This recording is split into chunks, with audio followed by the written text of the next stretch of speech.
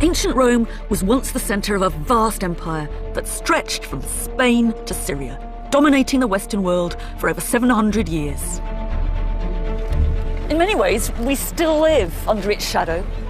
Like it or not, the Romans are still all around us, in our laws, our architecture, in our roads. And we keep on recreating them in film and fiction. And every year, thousands of us trek here to Rome to see the monuments up close. But hidden all over the modern city, in its walls, behind its facades, even under its streets, is something much harder to find, but just as captivating: the forgotten voices of its ordinary people. Here's a great kid, holding his little pet dog. And I guess it's his mum and dad on either side. And up above, there's a tombstone of Curatia Amia. And she was someone's best beloved partner, concubinae amantissimae. In this series, I'm getting the voices of these Romans speaking again, to piece together a more intriguing view of ancient Roman life. This wasn't just a mugging. This was mass murder. They'll reveal a world so different from our own, and yet eerily familiar. She liked to get a bit drenched in Bacchus. So what he's saying is, she was a bit of a wild thing, and she really liked a drink or two. We've already seen how the empire turned Rome into the world's first global city, where everyone, everything, was from somewhere else. Now I'm going down into the streets to explore its slums, its bathhouses and bars, where the crime, sex and humour in everyday Roman life shows us what it was really like to live in an ancient city of 1 million people. We think of ancient Rome as all white marble columns and classical order, but actually it was a chaotic place, rambling and dirty. It was a right mess. It was as much a shanty town as it was Trafalgar Square or Washington, D.C. Welcome to my Rome.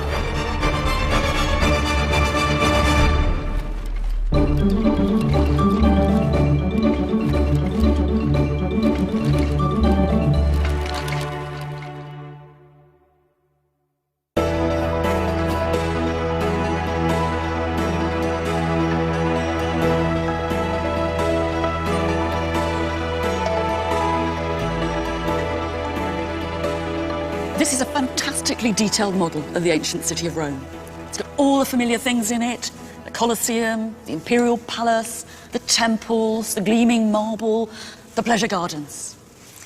But for my taste, it's all a bit grand. And it's a bit misleading because it misses out so many important things that I want to try and get back in. The smell, the dirt, the pubs, the slums. And it doesn't answer the questions that we want to ask. What was it like to be a kid in this city? Where did you go to the lavatory? What did you do if you got ill? What was it like to be just an ordinary Roman?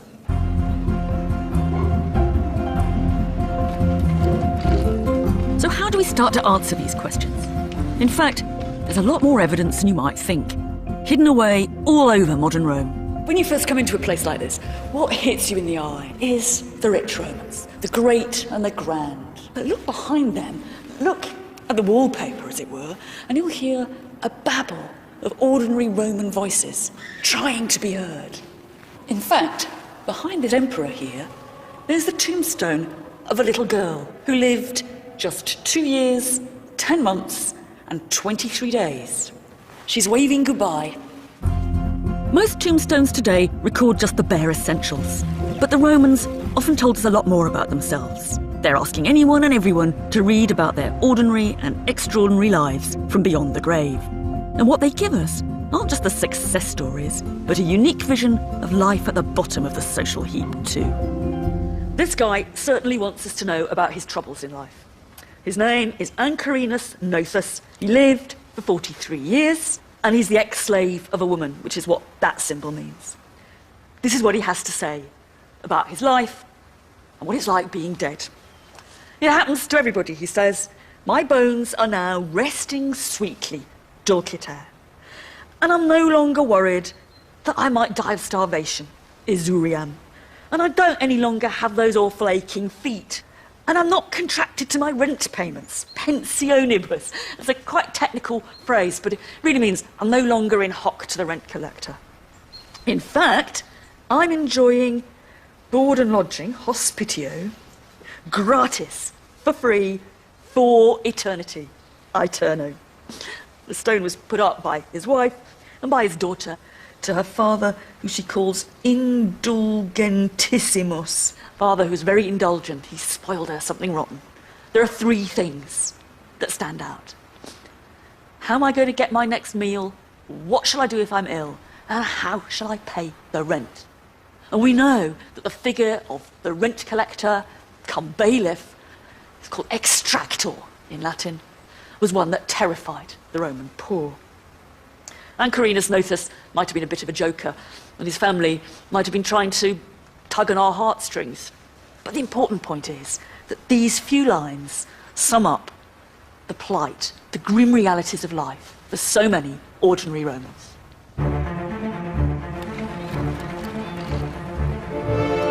So where might someone like Ancarinus Nothus have lived with his family? It's pretty clear he didn't live in the marble villas we think of when we think ancient Rome. One of the best places to get a glimpse of his world actually still survives in the centre of town, hidden in the shadow of the Vittorio Emanuele monument, one of Rome's most famous modern landmarks. This humble brick building doesn't look like much from the outside. Most visitors walk past it without even giving it a glance. But once you know what it is, a very different Rome opens up before your eyes. This building was converted into a Christian church, but originally it was an ancient Roman high-rise apartment block. The city was full of them. They were called, in Latin, insulae. That means islands. So think away the churchy bits, and ancient Rome lies underneath. Right down there, you can still see the ancient street level, and facing onto the street, there are a series of shops with wide entrances, and above them, little mezzanine flats. So these guys were literally living above the shop. But up here, there were 6, perhaps 7 more floors, more than survive today.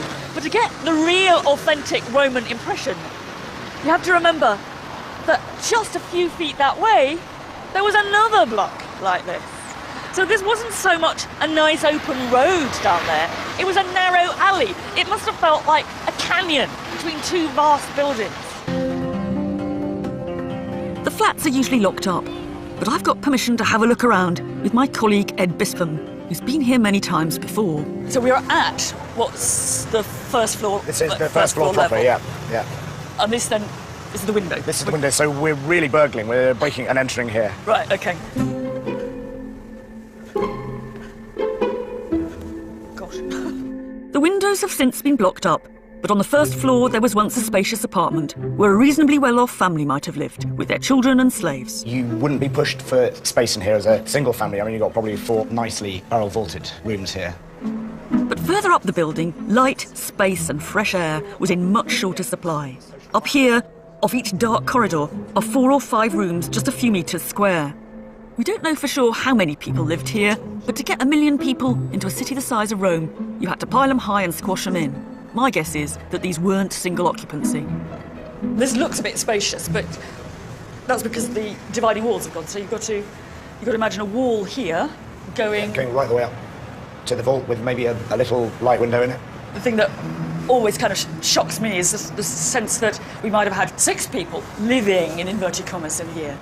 This is 1 step up, 1 or 2 steps up, actually, from the real bottom of Roman society, isn't it? Compared to sleeping in a tomb or under an aqueduct arch. This is quite bijou.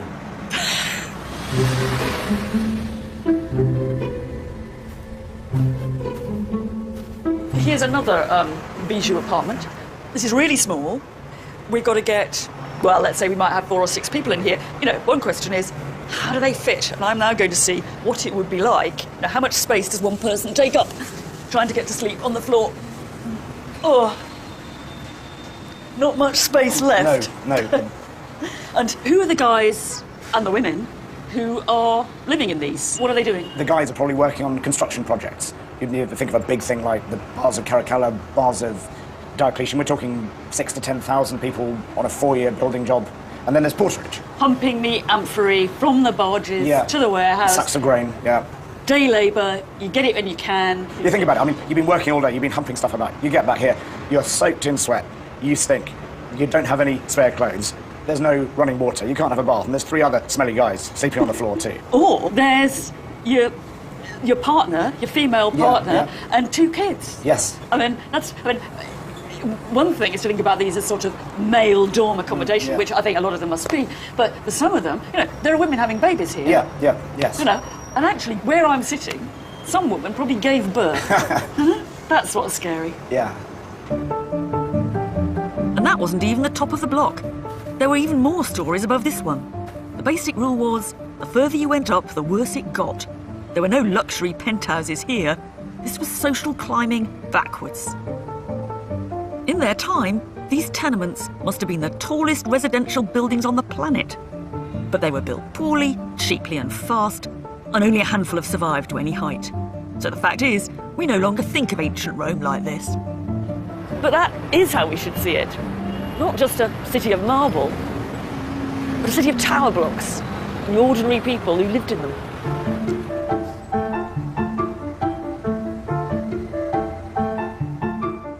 Perhaps the best place to get a snapshot of the kind of community you might have found in a Roman high-rise is now hidden at the bottom of a garden in a Roman suburb. In this extraordinary communal tomb lie the remains of every walk of Roman life. There's hundreds and hundreds of them here. And greeting you when you come in is a little face, and it's a touching story because it's Valeria Vitalis, who was the sweetheart of Hilarus. I bet he made sure that he got his sweetheart into prime position.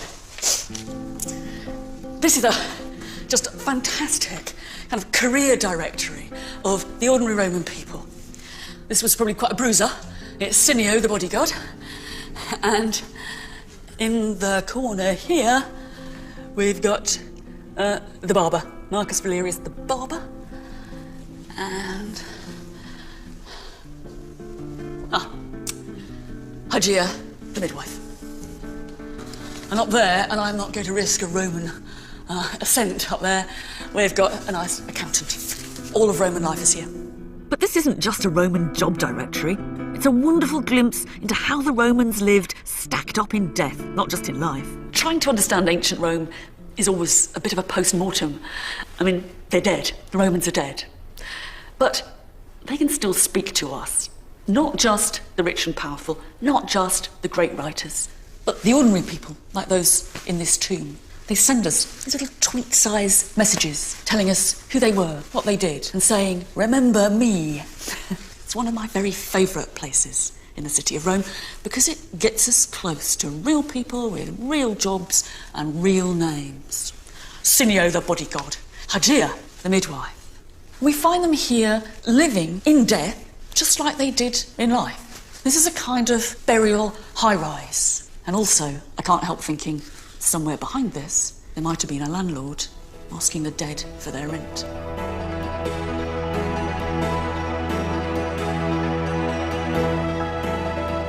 Today, modern Rome isn't a world apart from the ancient one. Seen from the air, it's still a city of rented apartment blocks in a grid of little islands. But apart from that modern model, how else can we get closer to the way the ancient city was actually laid out? At the Museum of Roman Civilization, packed up in boxes, is a tantalising clue. It's sadly not usually on display, but what's inside are the remains of a precious Roman map, carved in stone, a kind of marble A to Z, that once showed a complete ground plan of the city. Over the last few hundred years, about 1,000 fragments have been discovered, only 10% of it. But luckily, a few bits do still fit together. It's not hard on any jigsaw puzzle to recognise the Colosseum. And here you can see circular lines of the seating of the Colosseum. And above it is written what looks like, although we've only got the very end of the word, amphitheatrum, the amphitheatre. And that was what people called the Colosseum in the Roman world. They didn't call it Colosseum. What strikes me as I just look at it here, actually, is how big this thing was. The calculation is that it's at the scale of 1 to 240. That makes a whole whacking wall full of an image of the city of Rome. But even more intriguing than those pieces of the Grand Rome are the fragments of the map which show in extraordinary detail the streets, houses and apartment blocks where ordinary Romans lived and worked. And what they show is that Rome had not been laid out by city planners. It had grown chaotically over time. It fits. So what we've got here is a really mixed area. We've got the rich houses, rather large ones, quite posh, little porticoed gardens at the back. And even these large houses have got shops or workshops opening directly onto the street in front. And opposite those houses, there's what looks to me like a kind of medium-rank high-rise building. Over here is what looks for all the world like a warehouse. This thing's a bit more of a mystery. It's got columns round about, and these rather strange U-shaped things in the middle. Current idea is that these are hedges, so this is some sort of garden, possibly private, possibly public, possibly religious, who knows. What this reminds me is that Rome is not zoned in the way that many modern cities are. Rome was a place where the rich lived next to the shops, and to the workshops, and to the bar, and to the not-so-rich, and to the warehouse, and to the public garden. The other thing is that the streets themselves are pretty narrow. And this one on the plan looks like a main highway, and in a way it is, but if you look at its width, it's only as wide as these little shops are deep. And if you go around here, there's a tiny little passageway that certainly you wouldn't want to walk down late at night. Rome is not like Paris. It isn't full of boulevards. Rome was a rabbit warren. It's frustrating in a way that so little of the map has survived, but there are other ways to get a feel for the ancient streetscape, like coming to a medieval street in the modern city. Ancient Rome's roads were so narrow and its roofs so perilously high that they were full of dangers, like falling chamber pots, and Roman writers jokingly recommended no Roman go out without writing a will. We even know of one 13-year-old tourist, Papirius Proculus, who was brained by a flying roof tile. There are all kinds of things here that remind me of the Roman streetscape. This little shop opening directly onto the street, the lockups, how narrow it all is. There's actually a story told by one Roman writer about how he could shake hands with the guy living in the apartment across the road. Now, you couldn't quite do that here unless you had really long arms, but it's not far off. And you also wonder about the kind of street community you had here. Funny thing is about the story of the two guys who could shake hands is that they never did. In fact, the writer says he never saw the guy on the other side of the street. He never even heard him. Which makes me think that amongst all this face-to-face proximity, amongst the kind of on top of each other living, for some people, it must have been a pretty anonymous kind of city.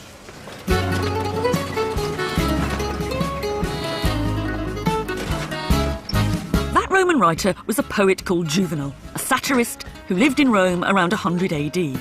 So how might his domestic arrangements compare with ours today? To help me find out, a very gracious Italian lady living on the same street has let me poke around her apartment.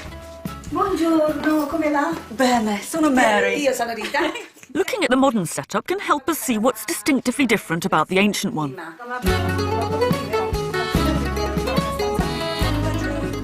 Questa è la cucina.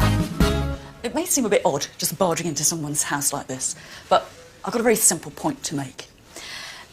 On the outside, a place like this looks much like an ancient Roman apartment block. But come inside and it reminds you of the differences. Now, that's not just the washing machine and the microwave. We know the Romans didn't have those. But all the things that we take for granted as absolutely basic services here. Running water, a lavatory, heating, and actually some natural light.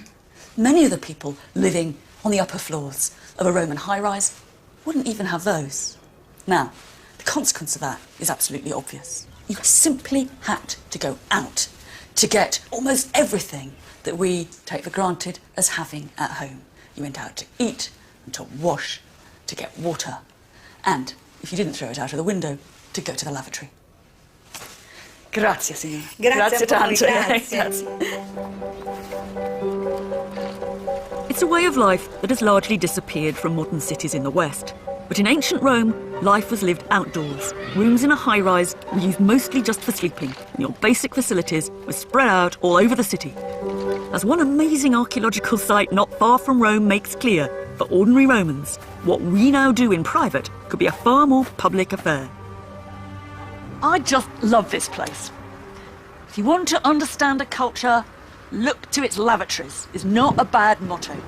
And this is a Roman communal toilet. According to one ancient guidebook that survives, there are 144 public latrines in downtown Rome. Though, of course, we don't know how many seats each had. It's not exactly clear how this worked. What about this channel here? Did it have running water in it? Or was it just to catch the drips and the bad aims? And what about this hole here? Was that for men to pee through? Or was it where you put the sponge to wipe your bottom? Perhaps both. Do we think it was unisex? Who knows? But the point's a simple one. This is how we have to imagine the ancient city. Everyone shitting together. Tunics up, togas up, trousers down, chatting as they went. And it wasn't just going to the lav that was a social activity. Often, there was no sanitation on the upper floors of a high-rise, so most Romans went to the public baths to wash and let it all hang out.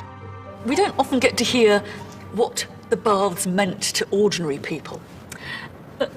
This tombstone of an ordinary guy, interestingly, lists baths and associated activities as one of the great pleasures of life. And he says, here I am, I'm in this tomb, primus notissimus, known to the world as Primus, or famous Primus. Then he goes on to say, I lived on lucrine oysters. It's the very best you could get. And I often drank Falernian wine. It's like saying, I often drank the really best claret. And then it has a nice summing up. Balnea, vina, venus. Baths, wine and sex. Mecum senuere per annos. They grew old with me. I enjoyed them, I suppose, till I was old. Now, we find that combination, baths, wine and sex, elsewhere. And in fact, there's another nice tombstone of a man called Tiberius Claudius Secundus. And he appeals to the same threesome, but in a slightly more worldly wise way. Baths, wine and sex, he said, ruin your body. True. But they're what makes life really worth living. When you look at Rome's baths, it's not hard to see why ordinary Romans were so keen on them. Built by various emperors, the most famous were the size of small towns, and their ruins still loom large in the Roman cityscape. By far the best preserved is actually one of the smaller sort, in the town of Herculaneum, not far from Pompeii. It's an extraordinary place. The only one where you can walk through Roman baths pretty much as they were.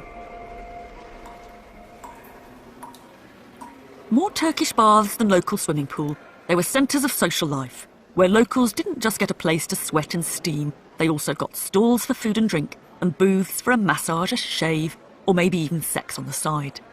And although it's hard to visualise today, there are vivid descriptions of the baths as rough, noisy places, full of grunting gym-goers, men getting their armpits plucked, and loitering thieves, where you were as likely to get your coat nicked as catch the clap.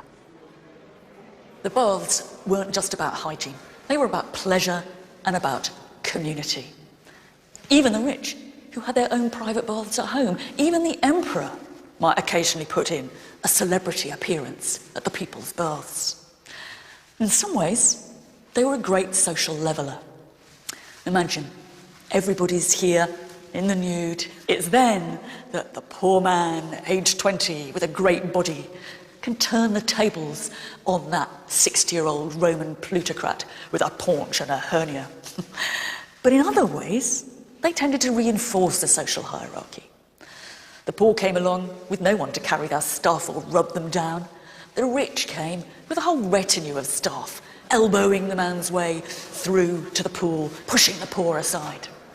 In fact, there's a lovely anecdote of the Emperor Hadrian, who goes to the public baths one day and sees a man rubbing himself down against the wall. Hadrian says, "What's that guy doing?" And someone replies, "Oh, he's rubbing himself down on the wall because he doesn't have a slave to do it for him." So the generous emperor gives him a slave.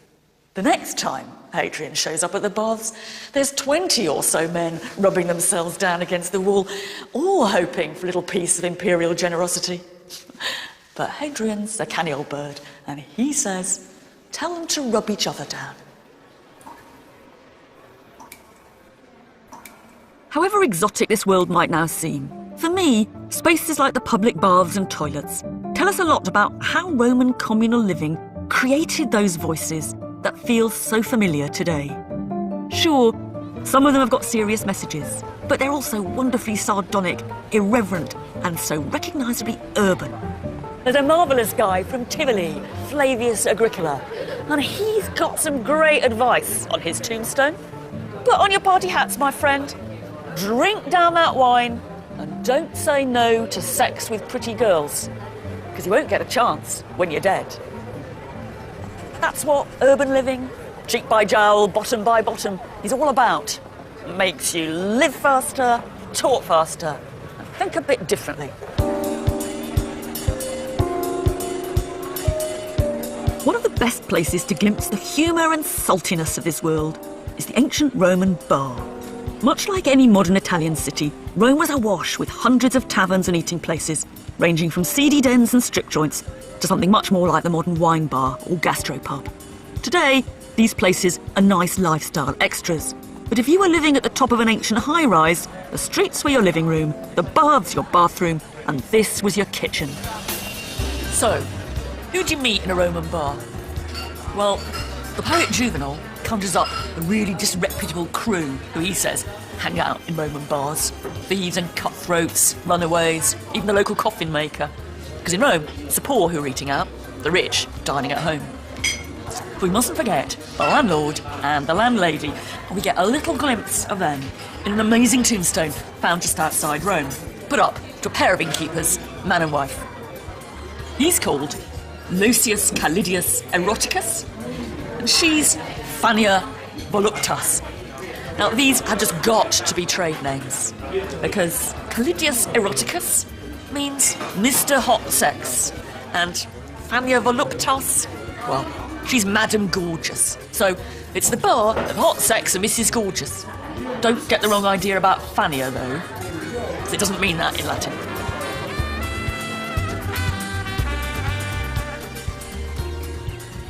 Quite a few ancient bars have actually survived, but one in particular, in Pompeii, captures the flavour of ancient bar life on its walls. Here, at eye level in its back saloon, are wonderfully vivid images of Romans eating and drinking, gambling and being served wine. And here, one that's been sadly hacked away, probably by some Victorian moralist, because what it showed, as we can tell from an early 19th century picture of it, is a couple of people, bloke, woman, having sex with wine glasses in their hand simultaneously and balanced on a tightrope. All that's left of it is the bloke's feet. Whether life in the average Roman pub was quite as raunchy as these pictures suggest, I don't know, but there are plenty of graffiti around Pompeii saying words to the effect of "I screwed the barmaid," so it doesn't take much to guess what happened after closing time. And certainly the Roman rich were paranoid about pub culture. It's here they thought that the people got above themselves, planned riots, got awkward, got very drunk, and they were hugely disdainful of the kind of vulgarity of it all. Of course, the rich have always said that kind of thing. They gamble themselves silly, but take a couple of poor travellers and give them a game of dice, and the rich are prophesying instant moral decline. The best example of a bar that isn't bothered by any of this moralising is in ancient Ostia, a harbour town not far from Rome. Inside are a set of paintings that take us right into the world of Roman anti-establishment bar humour. The art historian John Clark has come to explore it with me. Just come in here and you see these men, and we've only got the tops of them, the torsos, because later on it got cut off and lost, but they are sitting on a common latrine. And here, the artist has given them speech lines above each of the heads. So we have Mulione seres. You are sitting on a mule driver, and a mule driver was a common saying for being constipated because mule drivers were very stubborn. And so this is a very stubborn evacuation procedure. So this guy's got constipation. Right. Oh, that one is quite wonderful. It's my favorite, actually. Amice, fuge te proverbium, bene caca et irima medicos. Oh, that's a bad word. Well, it would be something like this. Buddy, don't you know the saying? Shit well and bugger the doctors. In other words, you don't need them. Higher up on the wall are images of the great thinkers of ancient Greece, the 7 sages, only 3 of which are left. Thales from Miletus, Solon from Athens, Cylon from Sparta. Much loved by Roman teachers, they were known for their high-minded catchphrases on how best to live. Yet here, even they are literally talking crap. Oh, he's the best of all, really, isn't he? Visire takite kilon dokuit subdolus. Clever Kylon taught people how to fart without making noise. Silent farting was his specialty, apparently. Cylon's the one who did say you shouldn't, his canonical saying is, you shouldn't desire the impossible. Oh, well, maybe it's possible to learn how to be a silent farter. Who knows?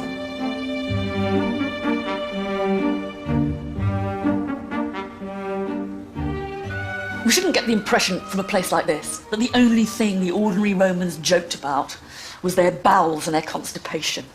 In fact, an amazing collection of Roman popular jokes still survives. Almost 300 of them. The Roman Joke Book. And that shows Romans joking about almost everything. One of my favourites goes like this. A man's walking along the street, he meets a friend, and he says, "Oh, are you alive? I heard you were dead." The guy replies, "Oh, look, you can see I'm alive." "Oh," said the other, "but the man who told me you were dead is much more reliable than you are." Silly joke, perhaps a slightly nasty joke. But for me, it opens up one of the big problems of big city living. In a world without ID cards or passports, who are you? How do you know who you are? And how do you prove who you are? That's a problem.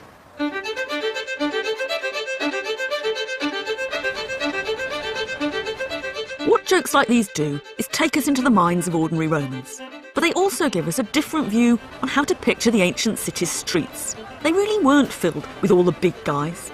The toffs, the togas, the politicians. They were flooded by its ordinary people. This was the people's city.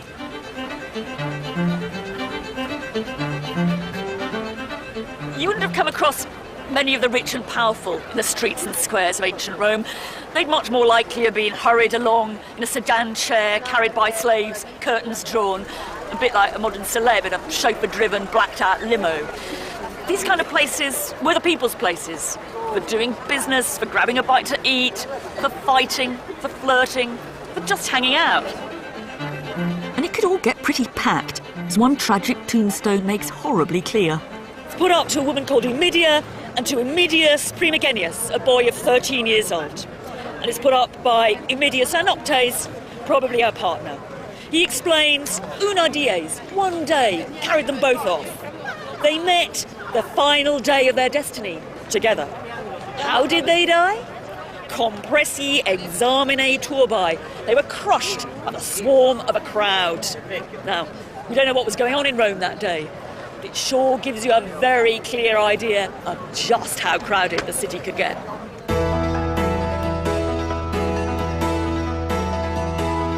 So if this gives us a clue on how to repeople the streets of ancient Rome, what happens when you look at its most famous public space through this lens? That space is known as the Forum. It's now a picturesque but sad wreck of what it once was. And honestly, it's hard for almost anyone to make head or tail of. But this was once the location of some of the city's main law courts, political meeting places, and grandest temples. Let's forget for a bit the forum of the great speechmakers, the politicians, the celebrity lawyers, the friends, Romans, countrymen types. Of course, all that stuff happened here, but my forum isn't the forum of those bigwigs in their white togas. My forum's the forum of the poor people, the middling people, the ordinary people, in their tunics, even in their trousers. In fact, one Roman comic writer has left us a guide to the types of the forum, a satirical guide to who you might find where. and I'm off to follow him. This writer was a man called Plautus, the author of Boy Meets Girl farces. And what he gives us is not the official guide to the Forum, as the big guys might want us to see it, but a down and dirty rough guide. This doesn't look great now, but it used to be a big public hall. But what does Plautus say? He says, this is where you find the bargain hunters and the clapped-out prostitutes. Elsewhere, Plautus talks about the wide boys, the sort you might have found playing for profit at one of the gaming boards you can still see, scratched all over the steps of one of the main law courts. This is the board, and it's got loads of dips in it. Now, actually, someone has spent quite a long time making those great pockets. It's always hard to reconstruct the rules of these games. It's like having a Monopoly board and a house and a get-out-of-jail-free card and trying to reconstruct what on earth you're supposed to do. Well, I'm going to give this game a try. First off, the marbles. Losing my marbles. Perhaps what you did, actually, was tiddlywinks. That's possible. Oh, look at that. So, my conclusion from this academic experiment is that this is a tiddlywink board. So what about the Forum's temples of the Roman gods? What does Plautus have to say about those? This is one place where all those different levels of life in the Forum come very nicely together. It's the temple of the god Castor, and those three columns are one of the most iconic images of the whole Forum. But round the corner, we find a really different kind of temple. Underneath, built actually into the temple itself, is a row of little shops. You walk a bit further on, and you look to the back of the temple. Go back to Plautus, what does he say? Rent boys. And we don't just have to rely on a comic writer for evidence of ordinary life in the Forum. Modern archaeology has succeeded in backing him up.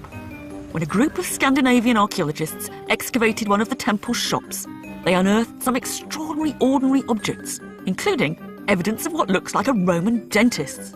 Siri, tell me about these teeth, because they're one of the most amazing archaeological discoveries ever made.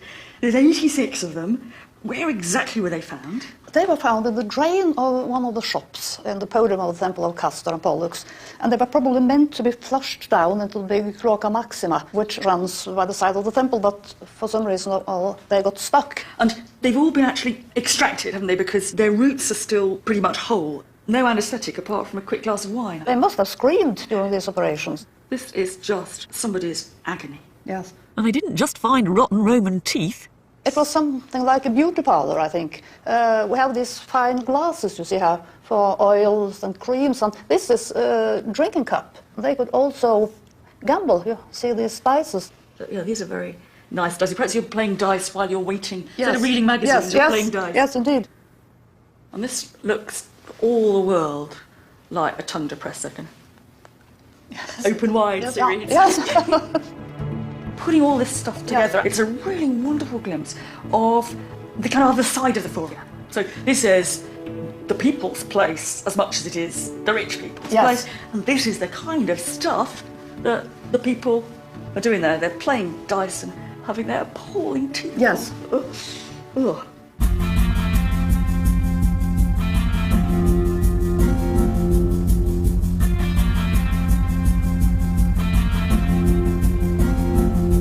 The Roman Forum is a great example of how our traditional images of Rome are so skewed. Sure, Rome was a society where the rich dominated the poor, but it was also an incredibly mixed place, where even its most sacred spaces were shared. But just occasionally, we can see some aggressive attempts to divide the toffs from the poor.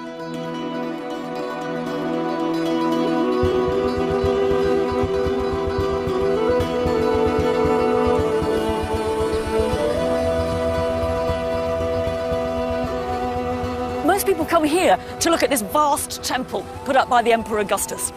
Nobody pays much attention, though, to that massive wall behind it. And in a way, that wall can tell us more about life in ancient Rome than the marble can. On the other side of it was an area known as the Suburra. Not exactly slums, but mentioned Suburra to your average Roman, and they'd think crime, prostitution, something pretty seedy. This wall's an ideological barrier. It's saying to anyone who lived in the Suburra, this is posh territory, keep out. There's another story too. The Suburra was full of rickety wooden, jerry-built high-rise blocks constantly falling down. It's a real fire trap. Actually, this wall is a vast firewall. Unsurprisingly, the buildings of the Suburra have largely disappeared, but some of the voices from the tenements and from that dangerous side of the city have survived. One was found in the foundations of a modern office block in a rather grey part of suburban Rome.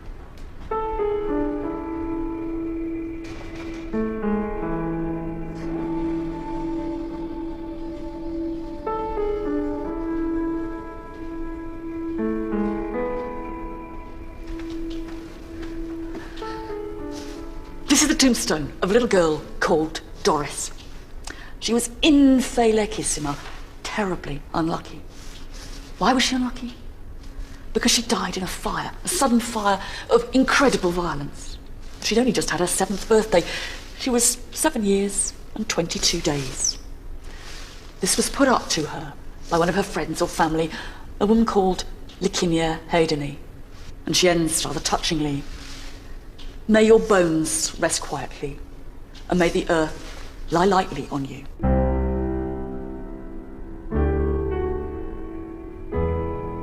Doris can't have been the only kid to die this way. Fires were so common that large parts of the city burned to the ground on numerous occasions. The point is, it wasn't just easy to start a fire.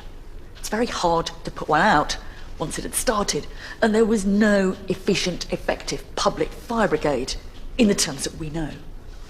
There was, it's true, a kind of paramilitary organisation of watchmen, of vigiles, who did keep an eye open for fires starting, but they hadn't got much effective equipment to deal with them if they did. A few poles to pull buildings down to make a fire break, some pails of water and vinegar, and some blankets to try and stifle the flame. Some of them were probably pretty brave, but others were corrupt and on their make. One story is that in the Great Fire of Rome, under the Emperor Nero, the watch, instead of trying to put the flames out, they joined in looting the buildings that were already ablaze. I wonder if anyone came to try and rescue Doris.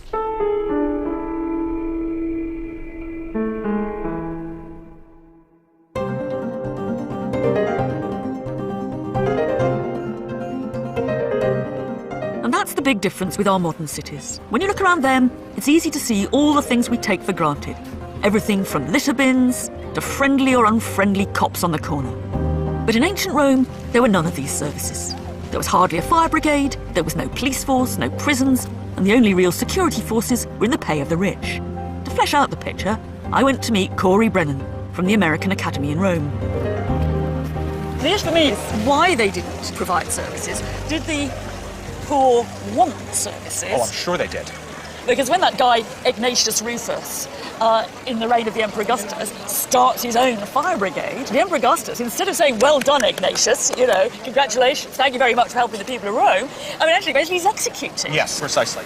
It goes to show the competition amongst the ruling class, amongst elites, because each one of them knew if they were to step forward and effectively provide these types of social services that were really needed and that people really wanted, the type of political cachet that they could build just from that act really would make it unbeatable. So they really worked to cancel each other out. Yeah. I mean, and the people who suffered were, in fact, the Romans themselves.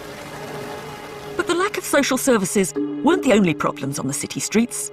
They might have been filled with real life, but real life, as in any modern city, could be hard to control. Violence was an ever-present danger, as one nastily familiar story tells us. I'm about to reveal a nasty bit of Roman street crime, kind of Roman cold case. It needs a bit of cleaning up first. It's very dusty. It's a tombstone, and it's put up by a lady called Otarchilia Narcissa to her darling husband, Conjugi Dulcissimo. And his name was Julius Timotheos, and he lived, she said, PM plus or minus 28 years. That means Otarchilia wasn't entirely certain how old the husband was. And he had his blameless life snatched away from him a latronibus, by robbers. Not just him, he was with his 7 alumni. That can mean foster kids, dependents, sometimes even pupils. And they were all killed too. If that's what it really means, this wasn't just a mugging, this was mass murder.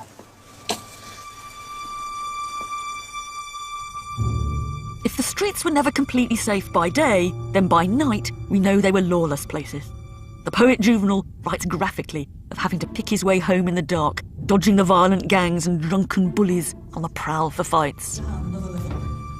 Preserved under the foundations of a church in central Rome is one place that helps us get close to this atmosphere. Here are the mean streets of a real Roman neighbourhood. We're a few hundred meters from the Colosseum, and this is the back alleys. Well, this feels like a Roman street. Well, it's because it is a Roman Street. street. What you have to do, you know, if you try and reconstruct this, you've got to think dirt. A lot of it. This is very clean. You've got to think smell. A lot of it.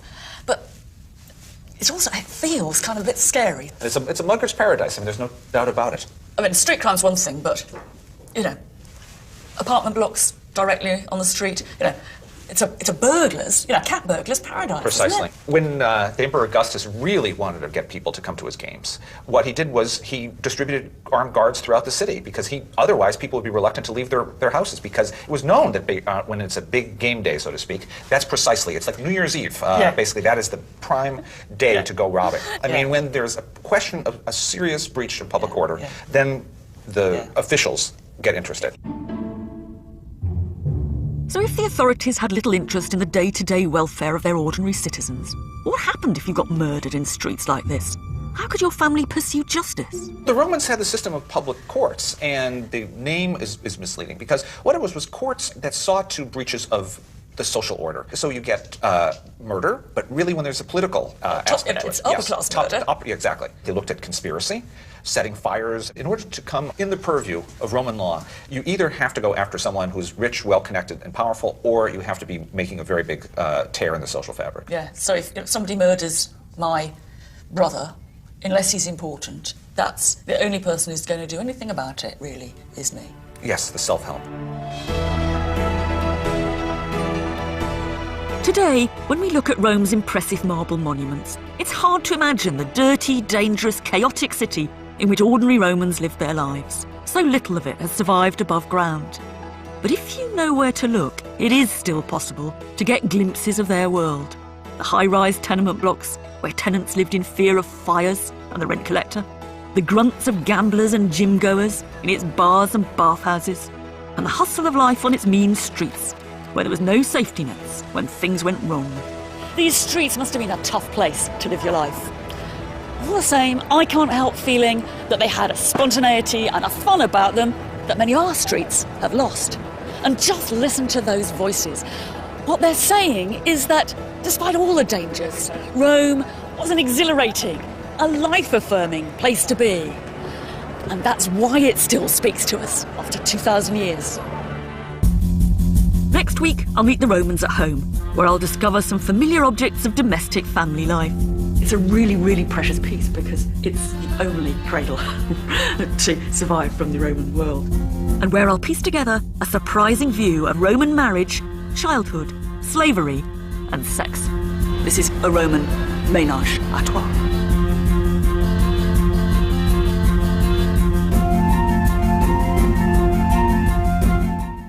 Next this evening here on BBC HD, we've got live music headed your way with Jules Holland. Stay with us.